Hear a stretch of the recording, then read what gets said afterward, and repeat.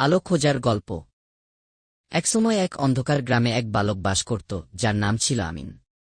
তার গ্রামে কোনো স্কুল ছিল না, আর শিক্ষার আলো ছিল দূরের স্বপ্ন। কিন্তু আমিনের হৃদয়ে ছিল জ্ঞানের আগুন, যা কোনো প্রতিকূলতা তাকে দমিয়ে রাখতে পারত না। একদিন সে শুনল যে দূরের এক নগরীতে একজন মহান শিক্ষক থাকেন, যিনি সবাইকে জ্ঞান দান করেন। আমিন সিদ্ধান্ত নিল যে সে যে কোনো মূল্যে সেখানে পৌঁছাবে। সে তার যাত্রা শুরু করল। মাঝপথে অনেক বাধা এলো, কখনো গরম মরুভূমি, কখনো পাহাড়ি পথ, কখনো দস্যুদের ভয়। কিন্তু সে কখনো হাল ছাড়েনি। এক বৃদ্ধ পথিক একদিন তাকে জিজ্ঞাসা করল, তুমি কোথায় যাচ্ছ, ছোট্ট বালক? আমিন বলল, আমি আলো খুঁজছি, আমি জ্ঞান অর্জন করতে চাই।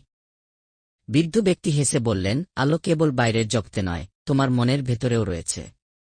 সত্যিকারের জ্ঞানী সেই, যে নিজের অন্তরের আলো জ্বালাতে পারে। অবশেষে আমিন নগরীতে পৌঁছাল এবং সেই মহান শিক্ষকের কাছে শিক্ষা লাভ করল। বহু বছর পর সে তার গ্রামে ফিরে এসে নিজের হাতে একটি স্কুল তৈরি করল, যাতে কেউ আর শিক্ষার আলো থেকে বঞ্চিত না হয়। শিক্ষা শিক্ষা কেবল বই বা শিক্ষক থেকে আসে না, বরং আত্ম অনুসন্ধান, অধ্যবসায় ও আত্মবিশ্বাস থেকেও পাওয়া যায়। যে কখনো থামে না, সেই প্রকৃত আলো খুঁজে পায়। আপনি কি এই গল্পের কোনো অংশের জন্য একটি ছবি তৈরি করতে চান?